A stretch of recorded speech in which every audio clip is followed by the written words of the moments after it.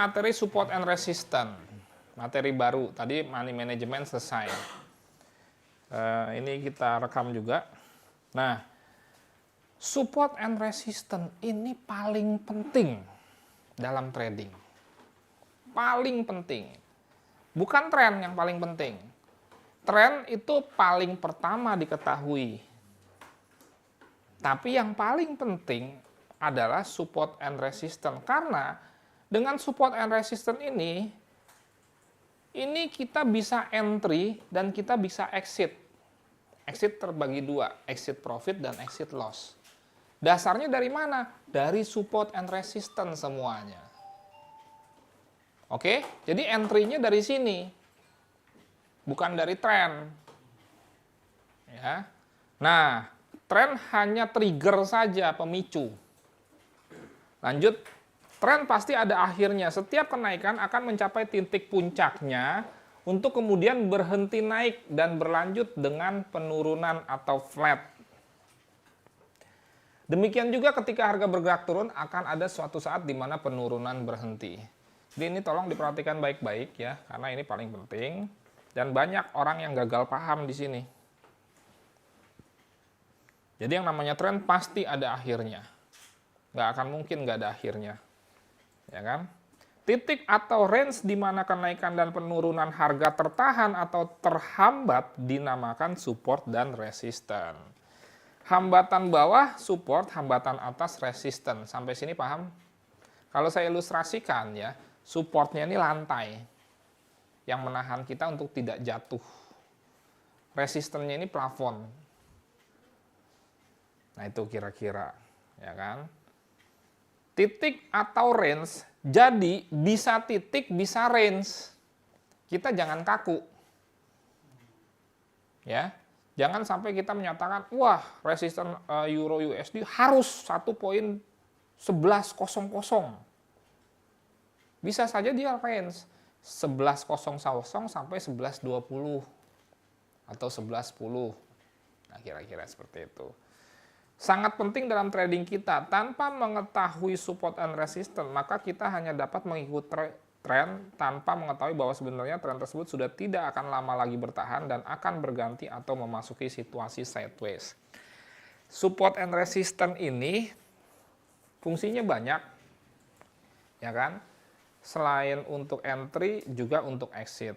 Nah, apa sih persoalannya kalau kita tidak mengetahui support and resistance?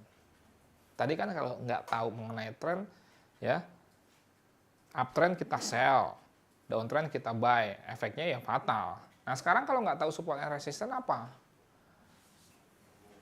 Nah, contoh, pernah nggak ada kejadian ya, Anda nih, Anda sudah tahu tren.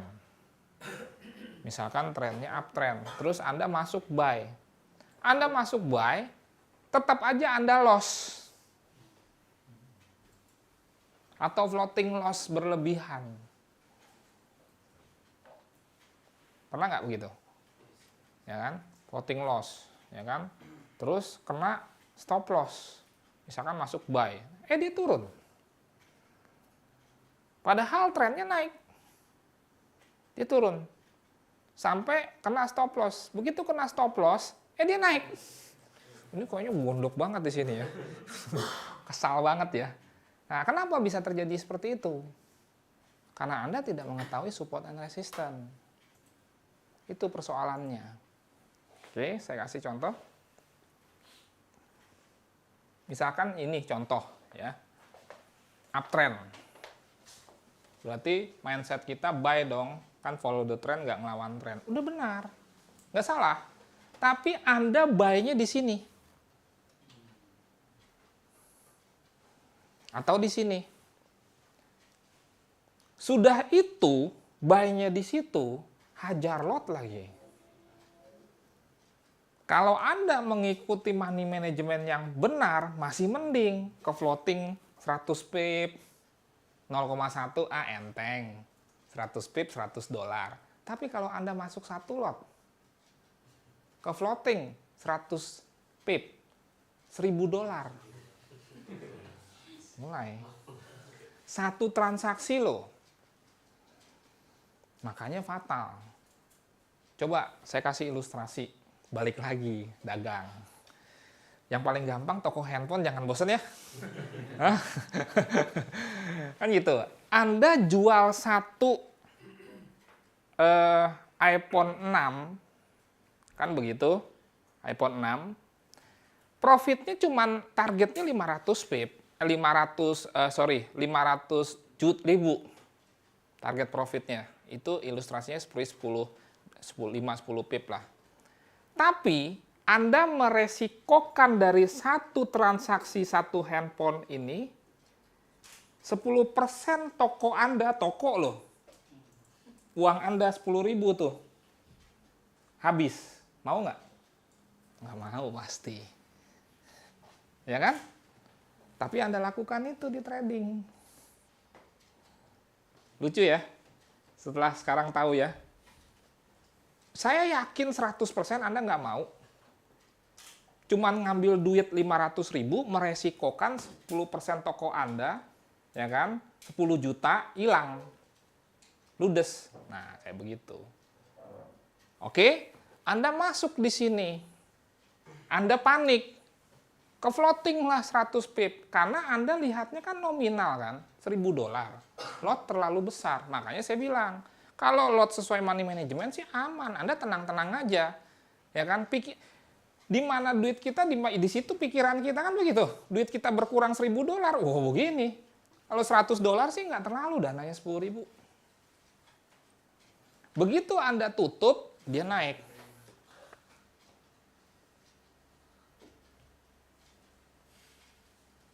Oke? Nah, ini kejadiannya kalau Anda tidak tahu support and resistance. Ternyata di sini resisten. Sehingga begitu kena resistennya, dia turun dulu. Bisa sideways, bisa koreksi. Jelas. Bisa juga memang dia balik arah.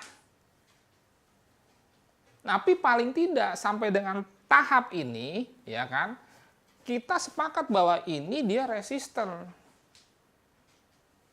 Jelas. Biar bagaimanapun, mestinya Anda tahan dulu. Anda tidak buy. Karena Anda sudah tahu di situ ada resisten. Tunggu sampai breakout atau tidak. Ini agak maju materinya. Nanti saya sebentar lagi terangkan bedanya breakout dengan break. Kalau closingnya tembus, ya sudah Anda masuk buy. Kan ini posisinya uptrend kan, mau nge-buy. Tapi kalau ini tidak tembus, closingnya ternyata tidak berhasil menembus ini, ya Anda tunggu. Jelas. Jangan rubah langsung mau nge-sell. Itu melawan tren sementara. Ini uptrendnya begini. Sorry, trennya naik. Anda tunggu. Nah, inilah makanya saya implementasikan pentingnya support and resistance. Anda tunggu sampai mana? Sampai dia kena support. Sehingga terjadilah sesuatu yang ideal yang kita harapkan, buy on low, buy on support. Nangkap. Ada pertanyaan? Pak, apakah pas breakout itu emang pasti dia naik? Tidak ada yang pasti. Tapi paling tidak kita punya plan. Toh kalau dia naik, ya kan, berarti ya sudah, puji Tuhan memang rencana kita buy. Kan gitu. Tetapi kalau ternyata terus dia breakout, terus dia turun lagi, ya kita lihat lagi. Sampai misalkan dia turun lagi sampai support sini. Kita udah punya posisi buy ya. Kan kayak gitu. Supportnya ini di breakout nggak? Kalau ternyata di breakout closingnya di bawah ini, ya sudah kita tutup. Kalau ternyata belum kena stop loss, tidak breakout, berarti dia mentah lagi, ya jangan ditutup. At least paling tidak untuk menutup suatu posisi, baik itu dalam keadaan profit atau loss, Anda punya reason, Anda punya alasan. Jangan ngasal. Anda diarahkan menjadi profesional. Dan alasannya logis. Kenapa ditutup? Ya dia breakout ke bawah. Kemungkinan besar dia akan mencari support berikutnya. Daripada rugi lebih dalam, tutup. Nah, kan gitu. Kenapa tidak ditutup? Ya nggak ditutup. Habis dia tidak berhasil breakout, dia mental.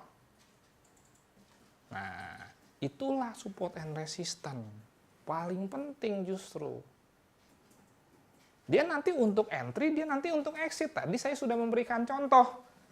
Belum ada posisi entry. Disambung sama pertanyaan beliau. Kalau ada posisi, ya kan? Sudah diimplementasikan secara teori. Itulah gunanya support and resistance.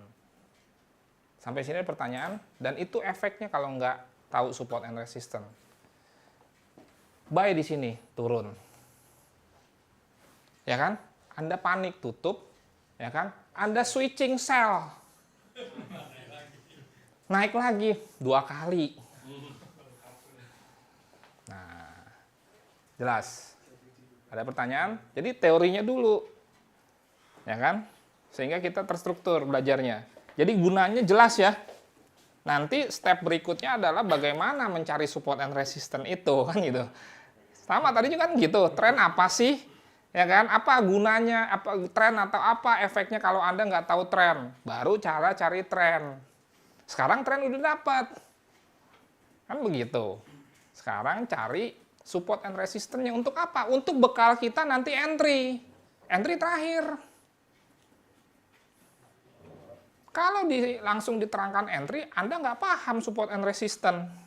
Padahal support and resistance itu bahan buat kita entry.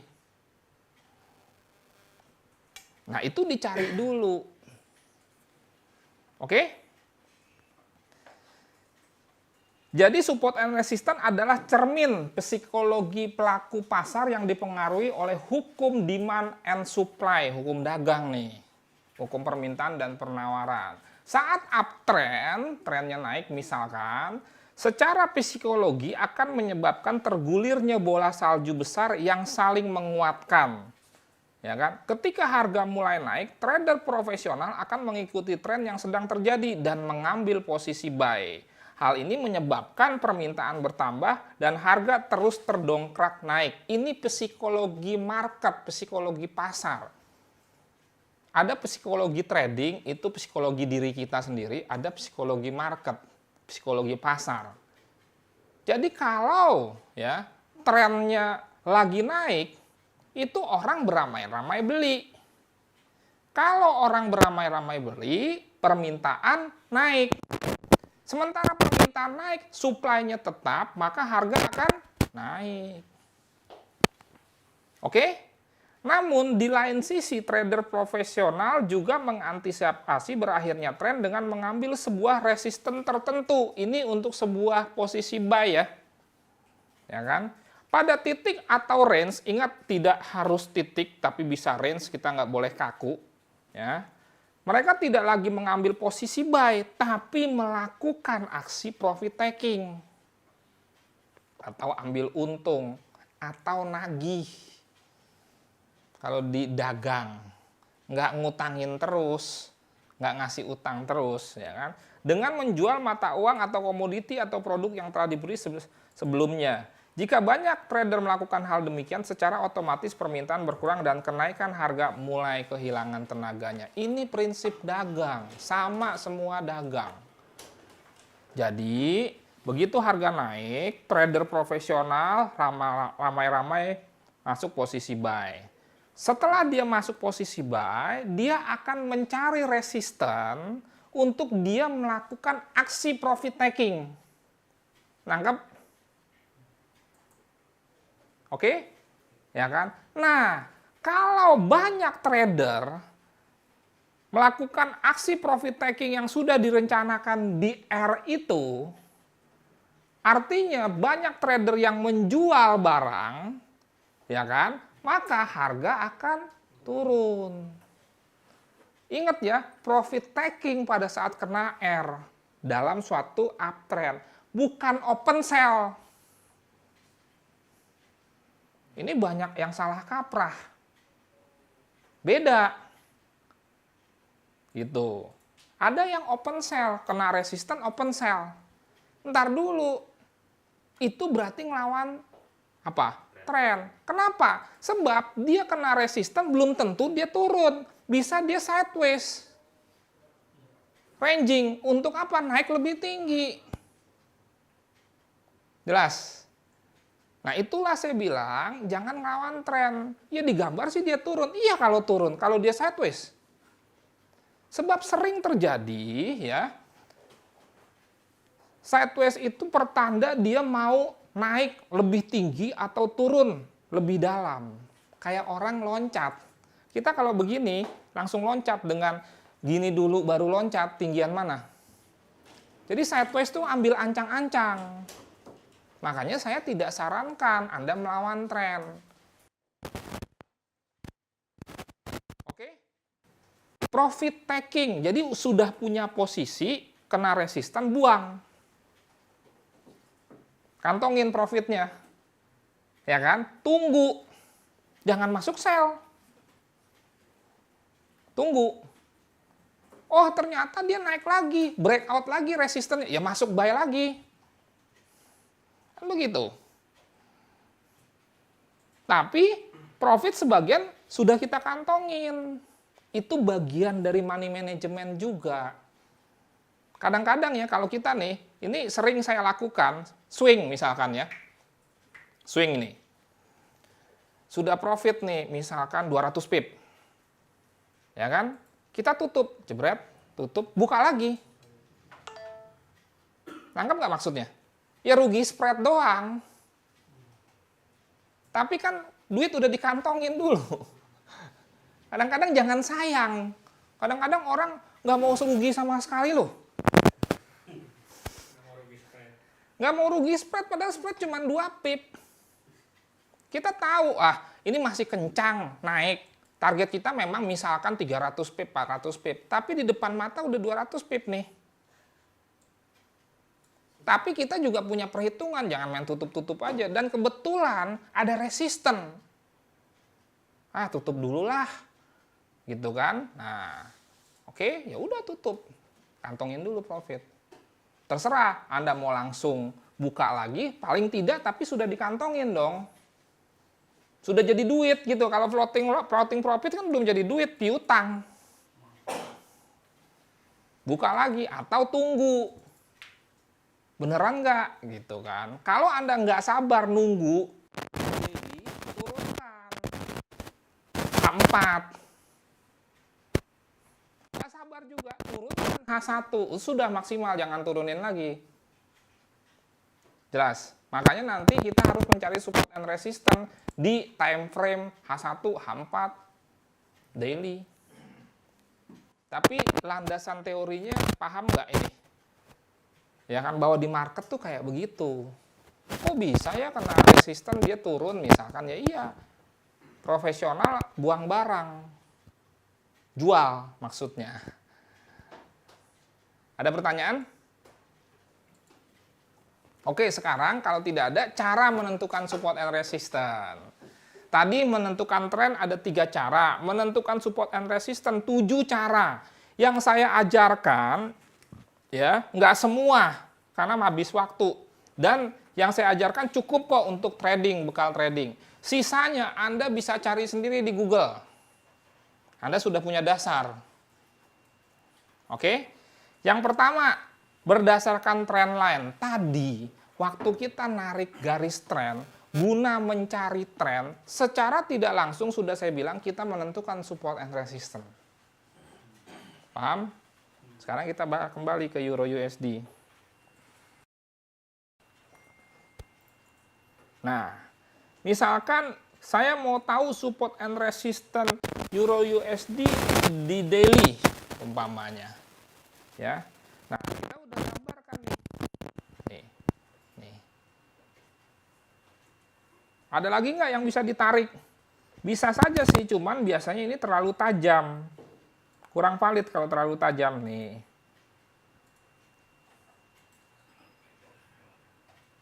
Oke?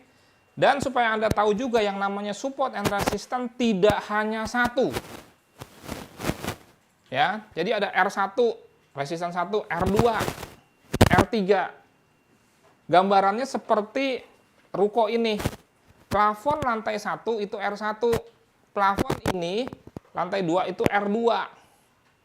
Atasnya lagi R3. Support 1, support 2, support 3.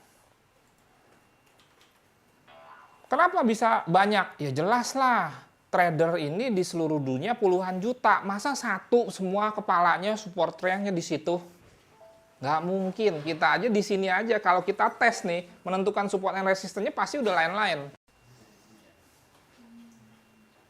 Tapi terkelompokkan. Begitu, seperti sebuah grup. Kita bisa bilang, ini resistance 1, ini resistance 2, ini resistance 3 secara trendline. Oke, nilai ini berapa? Misalkan kita kasih garis bantu ya. Ini hari ini. Saya kasih garis bantu. Nilai ini Anda bawa ke sini. Tuh, 11.39.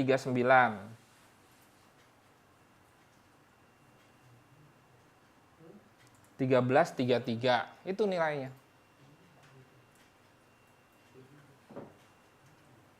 Jelas ya? Dan jangan main-main dengan trendline ya. Powerful loh. Sebagai sebuah support and resistance.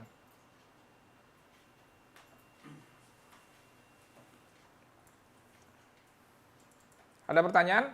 Dan ini tidak hanya di daily, bisa di H4. Enggak, dengan menarik garis trend, itu sudah support and resistance. Garis itu lah support and resistance. Nilainya berapa kan tadi udah saya praktekkan. Ya kan? Bawa ya kan? Kasih tanda di sini. Ini kan candlestick terakhir. Ya kan? Nah, ini kan karena dia trendline, otomatis nilainya dinamis. Mungkin seminggu lalu dengan hari ini beda. Jelas ya? Ya kan? Mungkin 3 hari lalu di sini kan, sekarang jadi di sini kan? Mungkin besok juga beda, walaupun beda tipis. Makanya bawa ke sini, ini loh. Berapa? 11.39, ya itu resistennya. Oke? Ya kan? Nah, Anda harus rajin-rajin menarik garis trend atau trend line. Caranya gimana? Balik lagi ke soal trend tadi. Tariklah untuk uptrend, low ke low. Downtrend, high ke high. Nggak peduli dari manapun, yang penting hubungkan 2 titik. Oke, dihubungkan 2 titik. Proyeksi. Nanti kita lagi kasih tahu bagaimana menentukan support and resistance kuat. PR selanjutnya yang saya terangkan. Tapi ini cara carinya dulu. Nggak ada urusan mau kuat kek, mau lemah kek, karena sebuah support and resistance ya kan bisa saja di breakout. Nggak pasti dia kuat. Ya kan, kayak plafon ini. Apakah plafon ini kuat? Belum tentu. Coba kita tes, lempar bola. Ya, kalau ternyata pecah, plafonnya dia naik, bolanya ke lantai atas, berarti ini plafonnya tidak kuat. Ya kan? Ya. Ini cara menarik garis itu dari satu candlestick ke candlestick yang lain itu sama-sama candlestick yang sudah close ya? Iya. Karena kalau yang terakhir itu belum close, tetapi misalnya kita mau narik gini, misalnya gini deh. Iya. Yang paling akhirnya selalu belum close kan? Iya, kan bisa aja misalkan ya, Anda mau tarik garis dari ujung ke sini misalkan ya, ini tertingginya kan ini. Ternyata ntar malam dia naik lagi, ngaco dong tarikan garis Anda. Bener nggak? Pindah lagi. Tapi kalau udah close kan nggak bisa berubah. Oke? Makanya bobot close itu tinggi. Dan sangat erat hubungannya dengan support and resistance. Ini di H4 beda. Nah, jadi naik ini. Terhambat dia. Ini sebetulnya saya nariknya ya. Sebetulnya ya kalau saya nariknya bisa saja ini ke sini nih. Tuh, ini ke sini. Terproyeksikan, jadi ini, perhatikan ya, baik-baik ya. Atau, ini ke sini. Terproyeksikanlah ke sini. Oke? Nah, sekarang Anda lihat. Ini diuji mental, ini diuji mental. Ini diuji mental.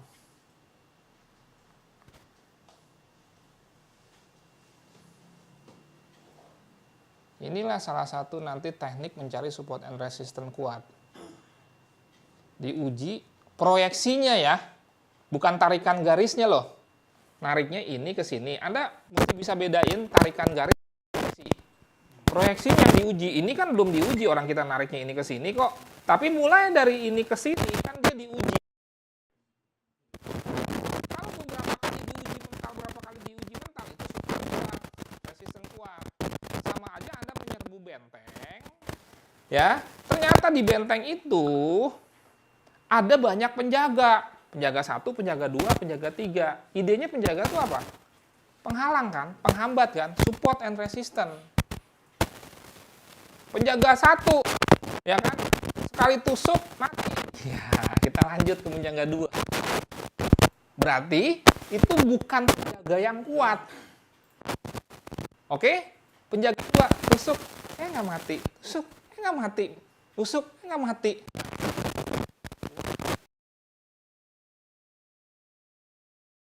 Jelas? Itu salah satu mencari support resistance kuat.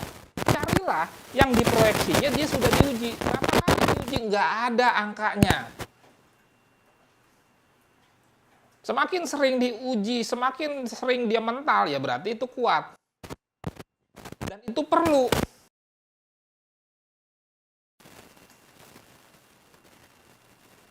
Nah, kalau kita narik trend line-nya di satu, berarti kita nunggu 1 hari. Kalau di Hampat, nunggu 4 jam.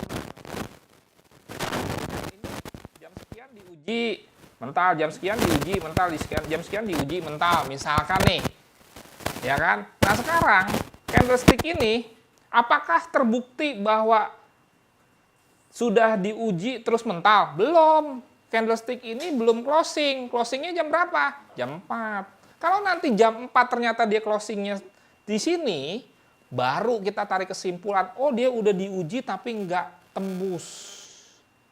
Dia pindah ke sini. Berarti kita bisa tarik kesimpulan, 1, 2, 3 kali diuji mental. Oh.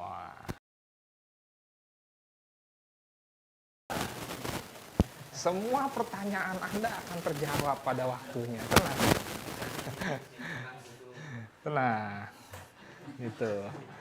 Ini baru trend line. Gitu. Horizontal nanti ya kan high low sebelumnya. Ya. Biasanya kan ada suatu informasi analisa R1 sekian, R2 sekian. Nah, data itu diambil itu dari trendline apa? Oh enggak, itu juga nanti. Ada lagi.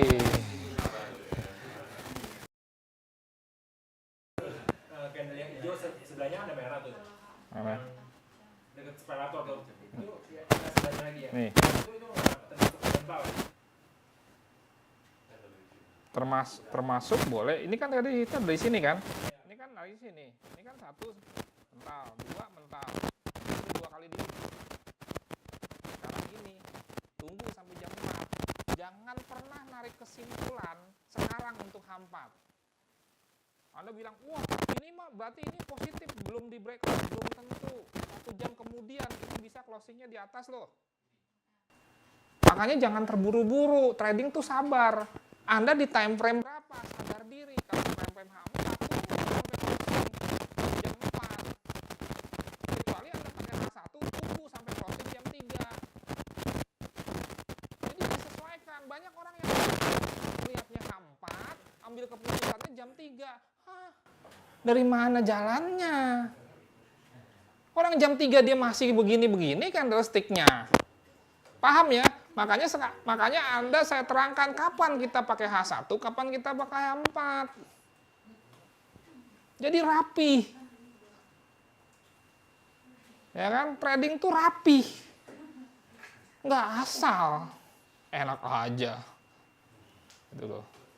Itu narik garisnya nggak harus misalkan tiap candlestick turun harus ketemu candlestick turun. Enggak. Merah harus ke merah gitu. Kalau candlestick enggak peduli warnanya. Kokonya pedulinya high atau low. Closingnya pun dia nggak peduli kalau narik garis trendline. Gitu. Ya. Bebas. Pokoknya hubungkan aja dua titik, high ke high atau low ke low, ya kan? Terus proyeksinya, ya kan? Jangan pernah sampai breakout. Itu buang. Kalau cuma ngelihat tren doang nggak apa-apa. Tapi kalau tren dan support and resistance, ya kan? Kalau sudah pernah di breakout, ya berarti dia sudah tidak menjadi support, tidak menjadi resistance kan? Iya dong. Nggak ada periode efektifnya ya. Nggak ada. Nggak ada. Candlestick baru yang makin muncul buat ditarik tren lain. Iya, betul. Iya, betul. Belum breakout.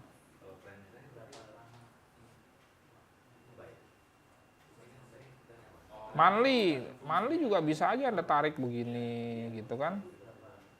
Anda tarik-tarik aja. Kan gitu. Kalau Anda mau bikin channel, ini giniin aja. Namanya channel. Salah. Tuh, ini jadi channel. Sama, hubungkan dua titik. Jadi channel. Ini ke sini gitu. Udah. Jadi dia channel.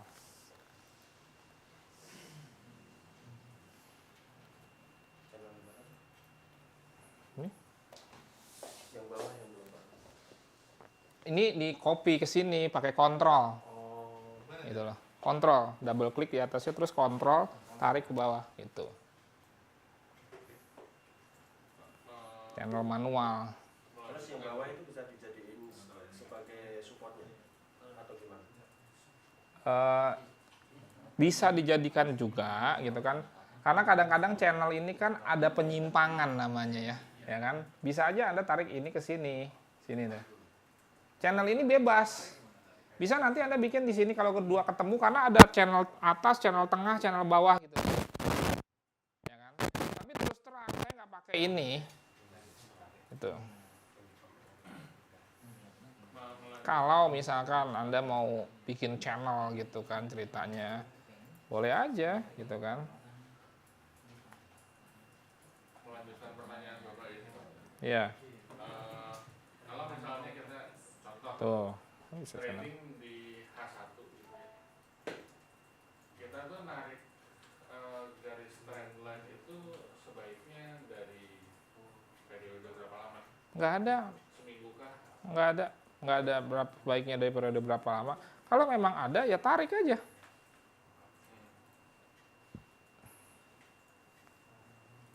Bapak kok nggak tarik dari situ yang ke situ sih, yang apa tuh apa pertengahan ya tuh, pertengahan ke yang belakangnya. Mana? Ini. Enggak, belakangnya. Ya dari situ ke Nih. belakangnya, ke titik yang high belakang. Ini. Enggak, sebelah kiri. Ini. Yang ini sama yang sebelumnya. Ini. Bukan, jalan tengah ya. Ini. Ya, Ini mau ditarik kemana? tarik sama itu ya. Ke sini. Ya, Boleh. boleh. Iya. Enggak, dia nggak bilang nggak boleh, tapi kalau saya tarik-tarikin nih banyak terlama loh. Mau? Ini kan contoh. Ya kan? Anda nanti lakukan sendiri di rumah, kalau nggak kita bahas gini doang. Nggak ada yang paling efektif. Enggak, karena nanti gini ya. Kan tadi saya bilang bahwa yang namanya resisten dan support tidak cuma satu. Ya kan? Kepala trader nih banyak. Saya yakin kalau kita tes di sini ada 15 kepala bisa lain-lain nih. Nanti terkelompokkan. Jelas ya? Makanya bisa range. Nah, nanti dari situ kita lihat mana yang kuat. Dari mana lihat mana yang kuat? Yang beberapa kali diuji mental-mental. Jelas? Ini misalkan ya, saya tariknya misalkan ke sini. Nih, ke sini nih. Nah, Anda lihat. Ini kan diuji mental.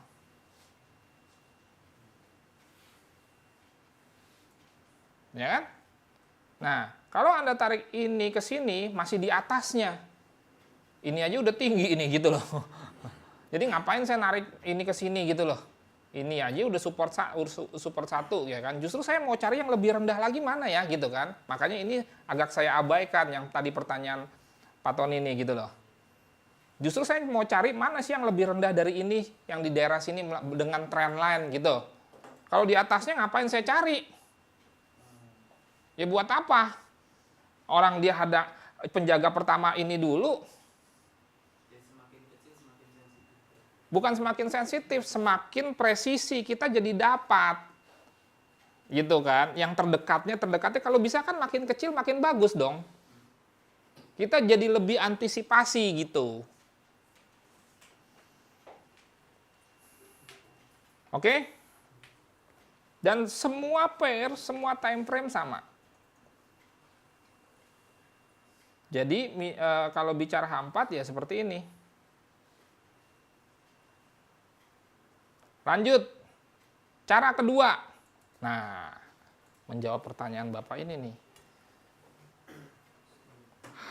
History harga low atau bottom atau high top beberapa candle sebelumnya. Ya kan? Nilai high sebelumnya atau nilai low sebelumnya itu menjadi support and resistance. Ya kan? Nah, ini agak sedikit sulit nih, sedikit sulit. Anda harus cari high sebelumnya, low sebelumnya, kalau bisa dalam suatu gelombang. Itulah menjadi high atau low. Nanti Anda bantu dengan kasih garis horizontal, tandain. Contoh. Anda lihat ya, kembali ke D1 dulu karena kita swing. Pertanyaan saya adalah, low sebelumnya di mana untuk EU? Di sini. Jelas. Berikutnya di mana? Di sini. Berikutnya di mana? Di sini. Tapi saya susah juga nih, kenapa? Kalau ditanya, kenapa di sini? Ya, gimana ya cara nerangkannya gitu kan? Mungkin dalam apa? Titik low yang sebelumnya gitu. Makanya titik low. Nanti kan ada yang debat loh. Low sebelumnya misalkan ini nih. Low sebelumnya kan ini. Ayo. Ya kan? Nah, makanya saya tambahkan dalam suatu wave. Nah, susah lagi nanti kalau dalam suatu wave saya harus nelangin lagi teori gelombang. Ya kan? Jadi begini nih sebetulnya gelombang nih gini. Nih.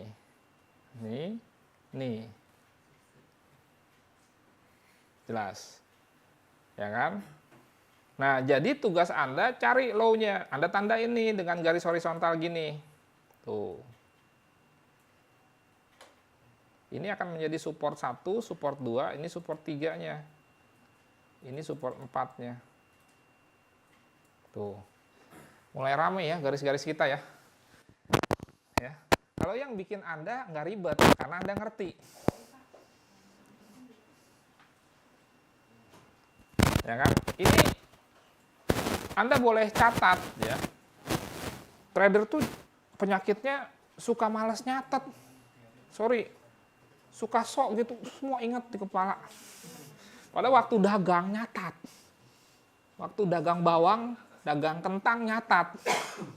Kalau Anda malas nyatat, Anda tulis di sini, ini bisa kan insert teks gitu loh. Nah, boleh nih low atau support 1, nah kan gitu. Jelas ya? Bisa. Ini nanti Anda tutup, mulai tulisan ini nggak hilang. Iya. Insert text. Gitu. Jadi Anda boleh kasih catatan-catatan. Oke? Hah?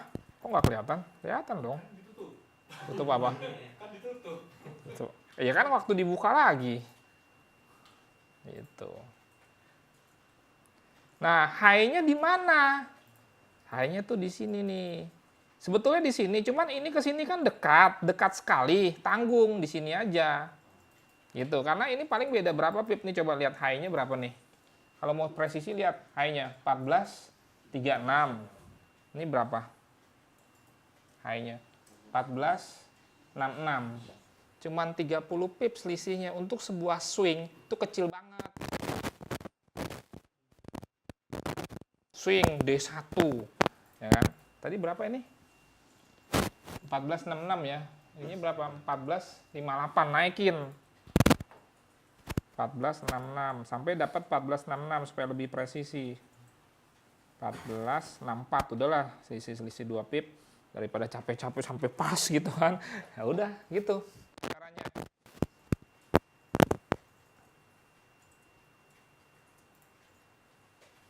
Oke? Jadi ada beberapa metode.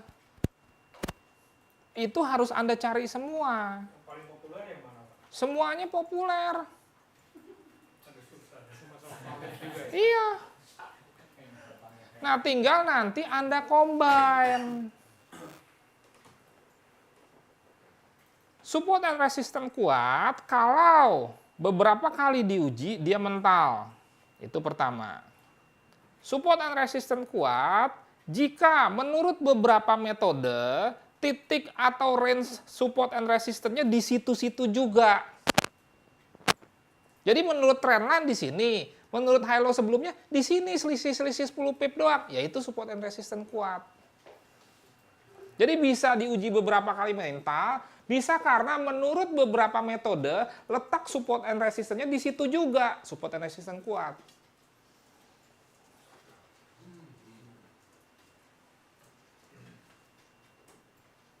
Oke? Jelas ya?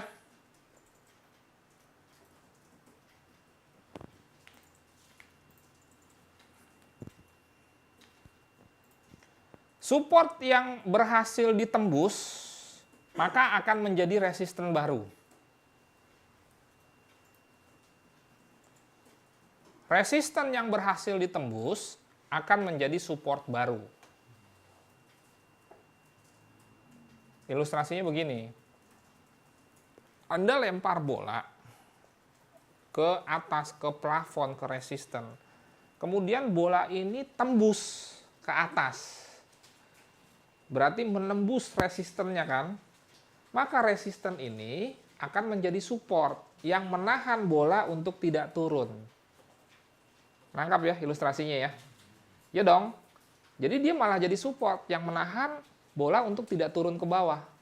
Ya, turun pasti ke bawah ya. Tidak turun. Oke? Jadi support yang tertembus akan menjadi resisten baru, resisten yang tertembus akan menjadi support baru. Makanya waktu kita narik trend line ya, terus ditembus, jangan dibuang. Karena akan menjadi support baru. Sama, waktu kita menarik garis horizontal, terus dia misalkan tertembus nih. Jangan dibuang ini. Karena menjadi support baru.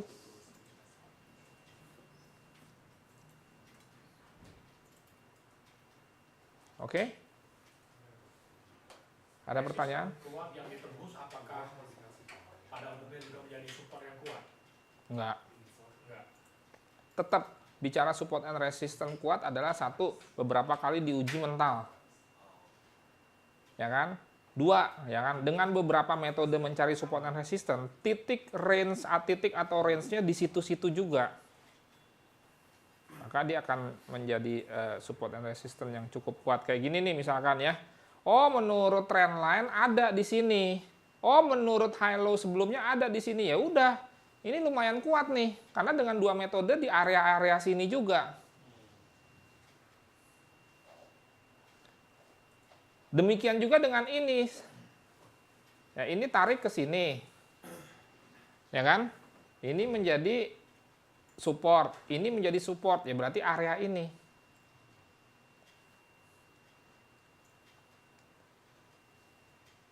Oke? Euro USD nutup gap tuh. Mantep nih kayaknya nih buat buy nanti. Biarin aja dia naik dulu. Jadi kalau Anda mau entry sell terus, ternyata PR-nya naik terus, Anda nggak usah galau. Aduh, naik lagi. Ya bagus dong. Banyak orang yang nggak ngerti malah galau. Ya bagus, berarti kita dapat harga yang lebih bagus nanti. Kan begitu. Tinggal tanya, tinggal tunggu atau tinggal cari resistennya di mana. Kira-kira di mana dia akan berhenti. Dengan bagaimana caranya? Kan udah 2 metode saya ajarkan.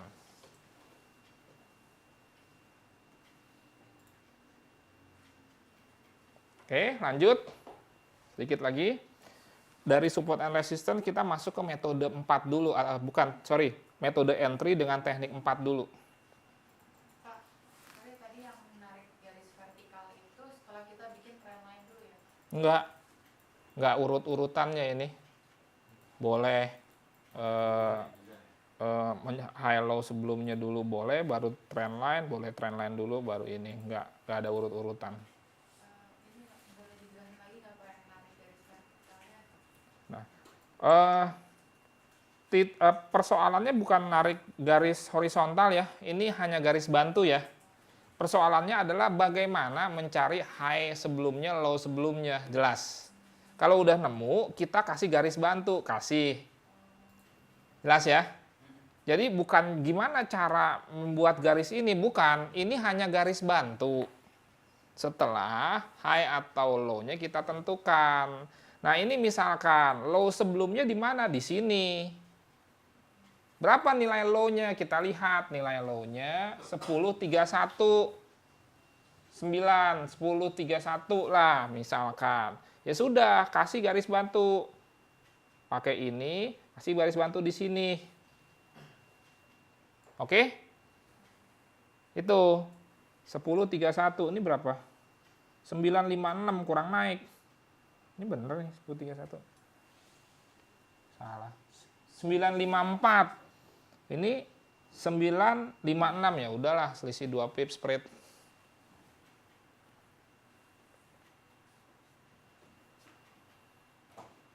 Oke. Kemudian logikanya kalau suatu support di breakout, maka dia akan ke support berikutnya. Atau kalau suatu resisten di breakout, dia akan ke resisten berikutnya. Ilustrasinya kayak kita menyerbu benteng, ada 3 penjaga. Penjaga 1 kita lumpuhkan, ya kita akan menuju penjaga 2 dong. Setuju? Penjaga 2 kita lumpuhkan, ya kita menuju penjaga 3. Sampai penjaga 3 misalkan susah ditembus, ya kita mundur. Ya kan? Sampai kita mundur, ketemu tadi yang support, yang penjaga 2, anggaplah itu resisten 2, ya kan? Mundur sampai situ, kita lihat udah mati, kita semangat lagi. Oh, ini udah mati, maju lagi ya? Iya loh, itu dia berfungsi sebagai support. Yang menahan untuk tidak turun, iya lo maju lagi, kan gitu. Maju lagi, ya kan? Susah lagi tembus, iya lo mundur lagi. Kena support, ya lo mental lagi, kan begitu. Sampai berhasil. Wah, berhasil. Cari support berikutnya. Makanya support and resistance itu nggak cuma satu.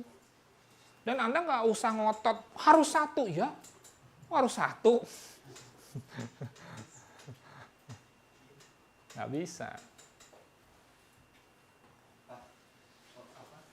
Seandainya garis resistennya itu, misalnya contoh gini, ini garis resistennya, kemudian candlesticknya dia kayak jarum-jarum tinggi ini, tapi tutupnya selalu di bawah, tipis di bawah resisten. Terus 2-3 candlestick begitu, jarumnya tinggi ke atas, tapi selalu tutup sedikit di bawah resisten. Itu bisa dianggap kuat nggak garis resistennya itu? Ya bisa dong. Walaupun jarumnya tinggi ke atas, Bisa. break ke atas. Karena yang kita lihat close-nya bukan high-nya. Nanti kita sebentar lagi belajar break dan breakout tuh. Sebentar lagi. Walaupun Yang penting kan close-nya. Close. Iya, Kita nggak lihat jarumnya kok tinggi ke atas. nggak persoalan. Malah kita jadi curiga. Kalau pakai logika ya, kok bisa tinggi? Giliran closing di situ lagi. Nah, curiga dong. Hah? Secara logika. Ya mungkin salah satunya.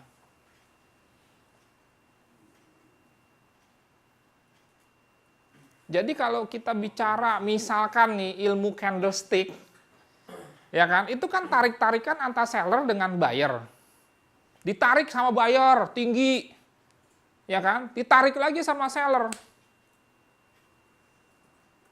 Sampai closingnya akhirnya di sini di bawah. Kuatan mana seller sama buyer kalau begitu kesimpulannya? Ya seller dong. Kalau Anda ukur, misalkan tinggi segini, setengahnya di sini, ternyata dia di bawah setengahnya, ya berarti kuatan mana? Ya seller.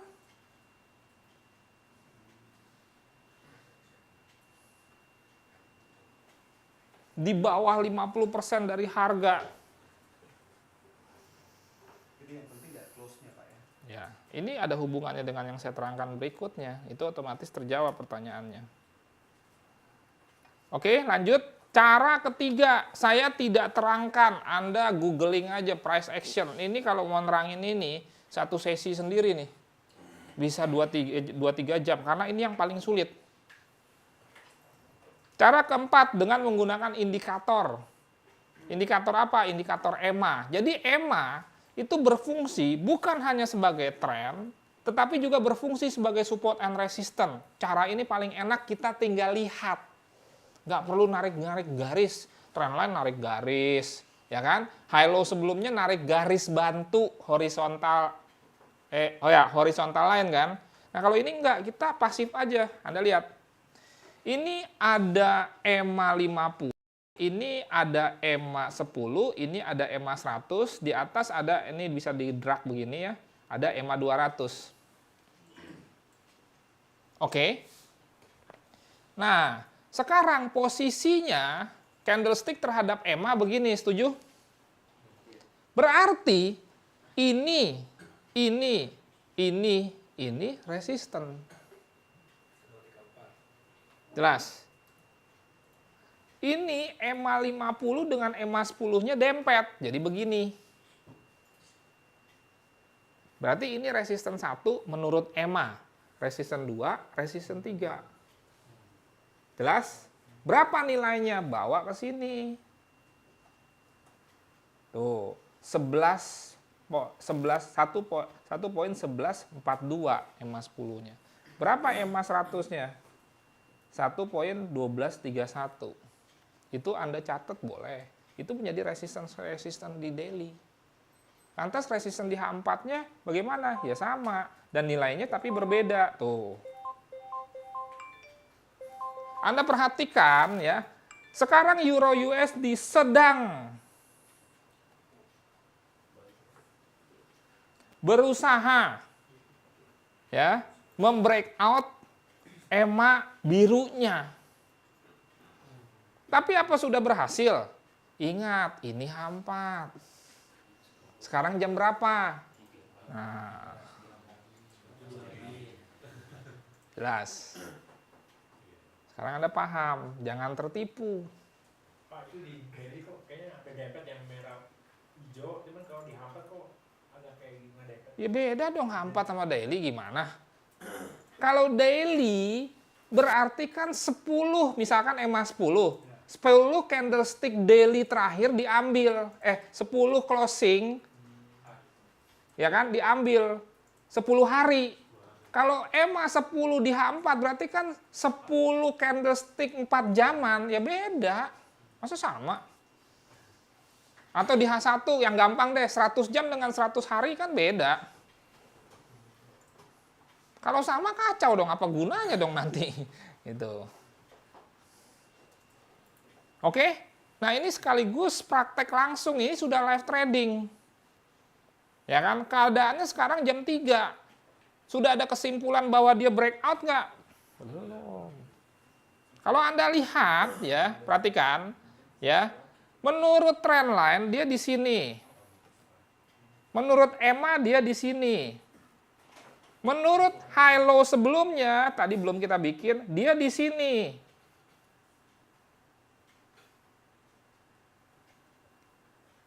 Tuh. Perjalanan Euro USD untuk naik berat nih. Kenapa? Karena dia harus breakout EMA, dia harus breakout trendline. Oke, sekarang kelihatan dia menembus. Entar dulu, 1 jam ke depan, banyak kemungkinan yang bisa terjadi. Kita nggak usah terburu-buru. Sehingga menyimpulkan ini sudah tembus. Iya, high-nya sudah tembus. Tapi close-nya masih jalan.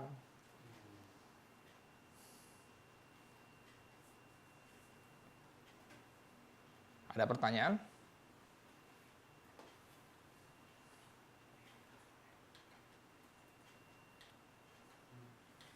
Jadi melihat support and resistance dengan melihat EMA mudah ya, nggak ada effort apa-apa.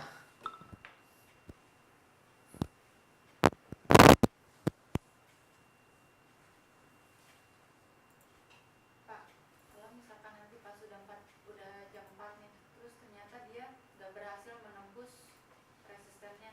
Berarti resistennya kuat. Berarti resistennya kuat, itu nggak apa-apa ya kalau ngambil posisi buy? Belum. Ntar. Nanti dulu.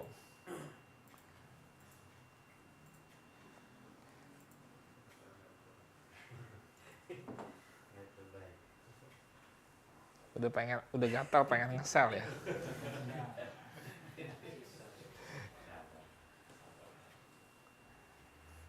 Jadi jelas ya. Sehingga sekarang Anda tahu ya. Kalaupun memang Anda mau entry sell, belum layak entry sell dalam hal waktu. Karena belum closing candle.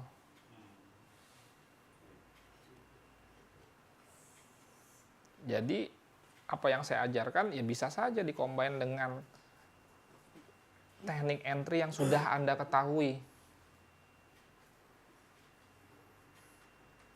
Gitu. Jadi kalau ada signal buy saat ini, hati-hati. Buy dari mana? Itu ada resisten. Lantas kalau ini di breakout boleh nggak? Ya kemungkinan boleh. Tapi saya sih nggak begitu model tradingnya. Tapi masih ada alasan yang lebih logis dibandingkan masuk buy saat ini. Makanya mulai sekarang Anda mulai tahu kenapa ya masuk buy turun. Kan ini udah naik.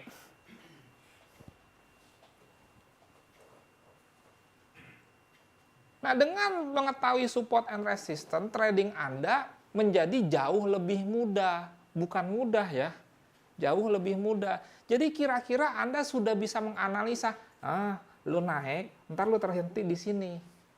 Oh, lu turun, ntar lu terhenti di sini. Kira-kira begitu. Lebih enak nggak? Ya, lebih enak lah daripada blank, masuk buy, nggak tahu. Terhalangnya di mana.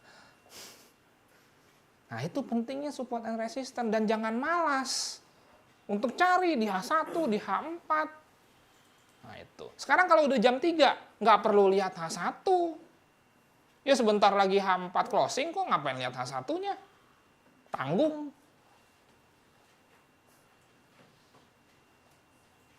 Ntar habis jam 4, baru lihat H1 lagi menuju jam 5.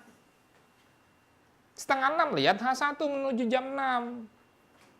Setengah 7 lihat H1 menuju jam 7 misalkan. Kalau udah jam 7 lewat, tunggu dia di H4. Jam 8 closing candle. Gitu caranya. Ada pertanyaan? Hah?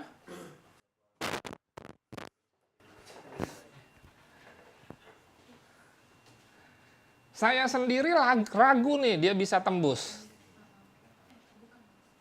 Kenapa ragu? Pertanyaannya. Satu, ya memang trennya turun. Kedua, Anda lihat, ini kan saya tarik ini ke sini.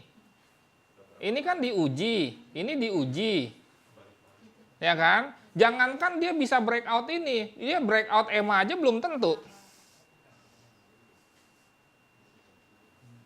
Jangan-jangan closingnya di bawah EMA 10 nih. Jelas. Tapi analisa teknikal ini buang atau bubar kalau jam 4 ada news. Makanya fundamental penting. Anda mau analisa teknikal apapun, nggak berguna kalau jam 4 keluar news Eropa bagus. Ya dia naik dulu.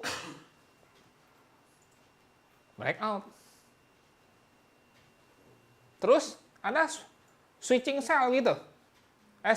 Switching buy gitu. Ntar dulu. Fundamentalnya kan biar bagaimana masih jelek. Kan keluar data cuma sekali. Ingat ilustrasi Ali ulangan. Matematika. 8 kali ulangan, 7 kali nilainya 9. Atau 8 kali ulangan, 7 kali nilainya 3. 1 kali nilainya 9. Ali pinter. Ntar dulu. Lu buktiin dulu lu pinter gitu kan. Baru 1 kali bagus. Data keluar, data Eropa bagus. Terus Eropa bagus, naik. Euro USD jadi uptrend. Ntar dulu. Dari mana jalannya? Apalagi kalau kita ngomongin combine dengan melihat metode tren dengan kasat mata, dengan trend line, dengan EMA. Oke? Jadi udah, diamin aja, jangan ditungguin. Kalau nanti Anda trading, tunggu sampai jam 4, nggak usah dilihat-liatin. Ini tembus nggak ya? Gue tungguin sampai jam 4, nggak perlu. Menjelang jam 4, Anda back to notebook gitu. Kerja ya kerja aja. Ngapain ditungguin? Emang jadi berubah tuh dia naik, Anda tungguin. Ya kan? Oke, sekarang dia bisa di sini harganya dia tembus. Ntar dulu, cerita belum selesai. Kita lihat jam 4 bisa tembus nggak dia? Itu aja. Dan Anda nggak perlu meramal-ramal, nih naik nih, ya ini turun nih. Nggak perlu. Tunggu aja hasilnya. Artinya apa? Kalau breakout, gue nggak jadi sell. Udah. Misalkan. Tapi kalau tidak berhasil breakout, gue jadi sell. Boleh misalkan. Kenapa? Ada alasannya. Ya kan? Berarti dia ujian ketiga, gagal juga tembus. Jelas ya? Ada pertanyaan? Entry-nya gampang kok, ntar tenang aja. Ini yang susah. Kalau ini udah paham, ini sebetulnya mulai ada gambaran entry kan? Entry sell di situ. Nah, itu pentingnya support and resistance. Udah ada dong gambaran di Anda nih, mestinya kalau Anda paham.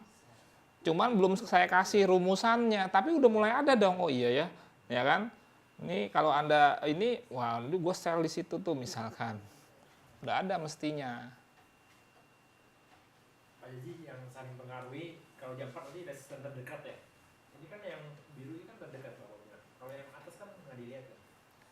Ya iyalah, nggak dilihat. Ya orang yang ini aja belum ditembus kok lihatnya ini. Kan gitu dasarnya. Ya dong. Nangkap nggak? Ya ngapain kita lihat ini? Ngapain Anda mikirin penjaga 2 kalau penjaga di depan mata Anda aja belum Anda lumpuhkan? Mikirin penjaga 2?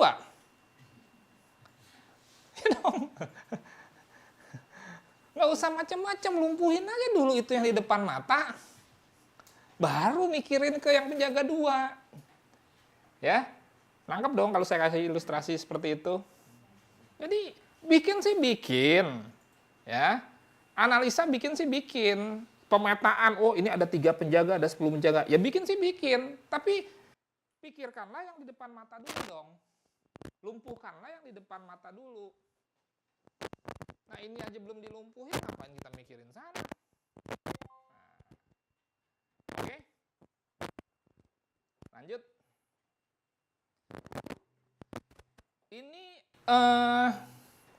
sedikit modifikasi, bisa saja di sini ya. Bisa saja di situ.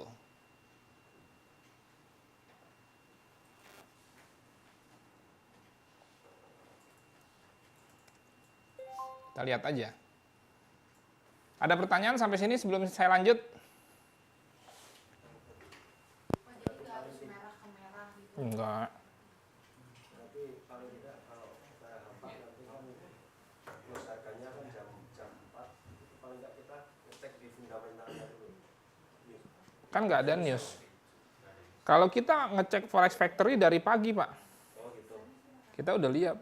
Nggak ada news yang berkaitan dengan ini kayaknya. Yang penting ya, yang penting. Nggak ada kayaknya.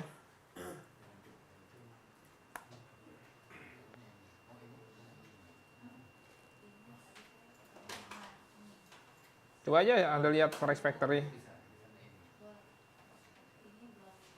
Kayaknya ada newsnya tuh malam, Amerika, ISM Manufacturing itu.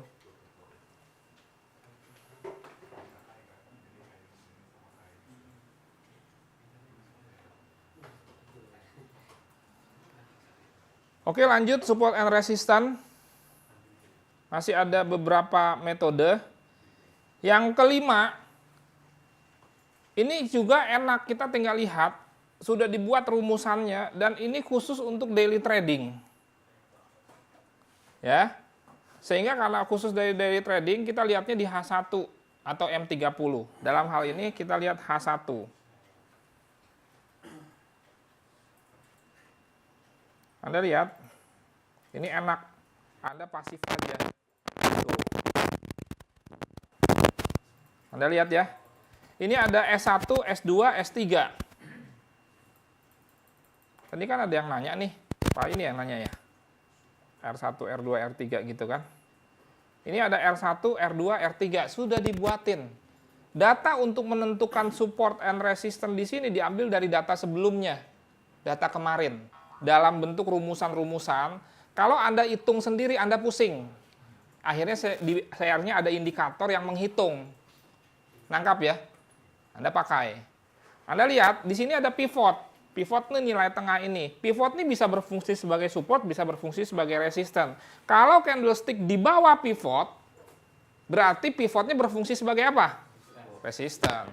Kalau candlestick di atas pivot, maka pivotnya berfungsi sebagai apa? Support.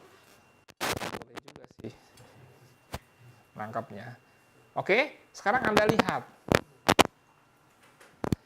Sekarang untuk naik, ya, Euro USD tertahan di pivot, setuju? Nilai pivot itu berapa? 10.95. Kalau kita combine dengan H4 tadi, ya, nilai ini berapa? 10.85, mirip-mirip. Jadi banyak banget tuh resistennya. Oke? Itu menambah keyakinan kita untuk susah di breakout. Ternyata dia terhalang pivot. Udah terhalang pivot, sudah terhalang EMA 10, sudah terhalang trendline ini. Semakin lengkaplah dia masuk nominasi sebagai resisten kuat. Nominasi. Oke? Jadi Anda rapi trading. Lihat di H4, lihat di H1. Oh, di H1 ada pivot ternyata. Nah, makanya ya kan, saya minta Anda bikin langsung 5 chart.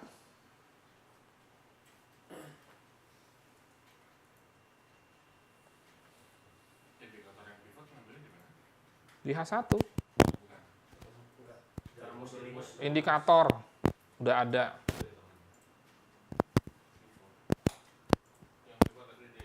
Iya.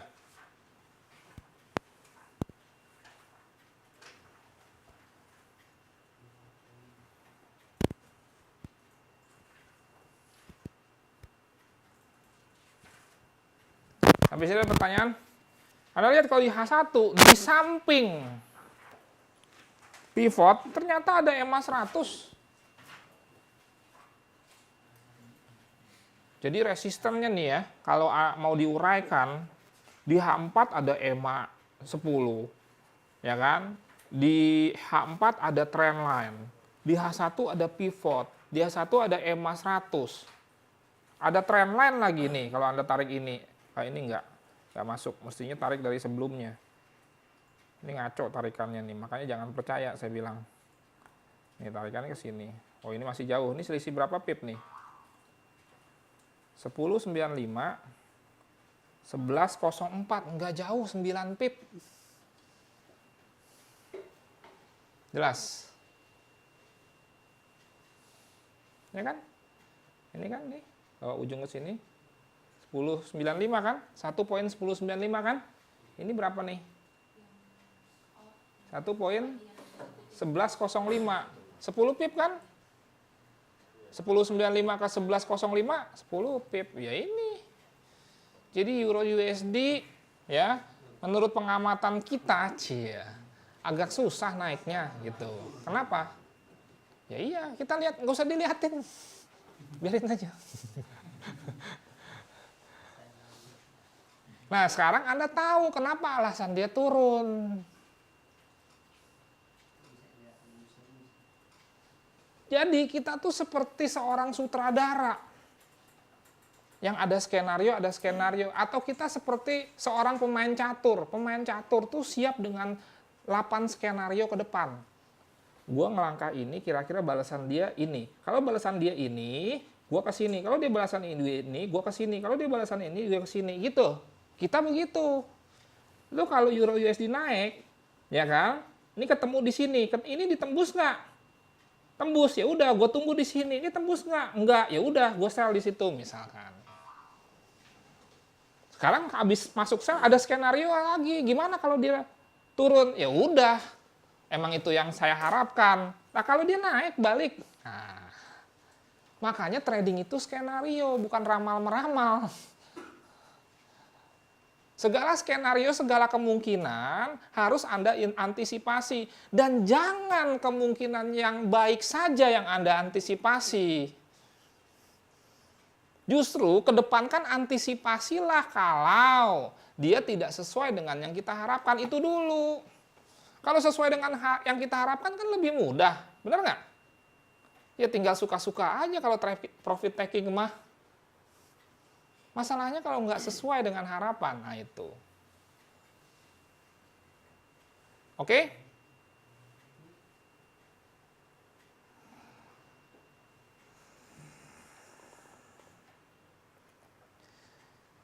Uptrend, downtrend, stop. Ini di MetaTrader pertama yang backgroundnya hitam. Nanti saya terangkan termasuk cara entry. Fibonacci tidak saya terangkan. Sebelum saya menerangkan mengenai uptrend stop berkaitan juga dengan entry, ya kan? Saya mau terangkan dulu mengenai pengertian break dengan breakout. Ini sama dengan gambar yang ada di situ. Breakout adalah dasar teknik saya. Saya ada 8 teknik. 8-8-nya ini bicara mengenai breakout atau tidak. Ya kan? Dasar dari breakout adalah support and resistance. Jelas? Jadi ada benang merahnya. Support and resistance kaitannya dengan breakout. Breakout kaitannya dengan entry. Oke? Nah, sekarang apa sih bedanya dengan break dan breakout? Nah, Anda lihat ya, 1, 2 ini break. Kenapa? Karena closingnya tidak di bawah supportnya. Walaupun low-nya di bawah. Anggaplah ini support, supportnya ini terserah mau EMA, mau low sebelumnya, ya, mau trend line, intinya dia support, oke? Nggak harus EMA. Nah, yang ketiga baru dia breakout. Yang kita cari ini yang breakout. Breakout itu trigger atau pemicu untuk kita entry. Itu. Kalau tidak breakout, tidak entry. Sampai sini pertanyaan? Ini dasar, jangan sampai ada yang nggak ngerti apa itu breakout. Karena sulit nanti.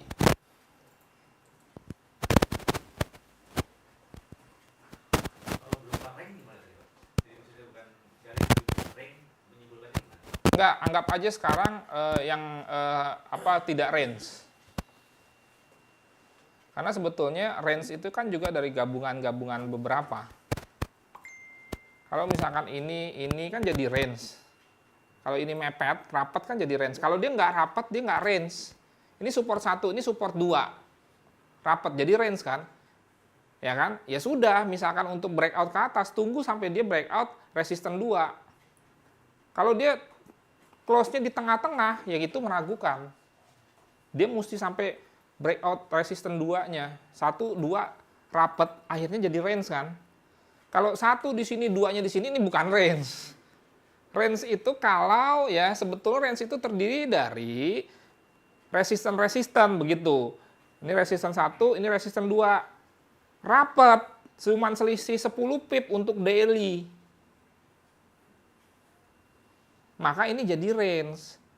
Nah berarti bagusnya apa? Breakout-nya breakout mana? Breakout yang resisten 2. Sekalian, jangan nanggung. Oke, sekarang sudah paham ya? Support and resistance sekian.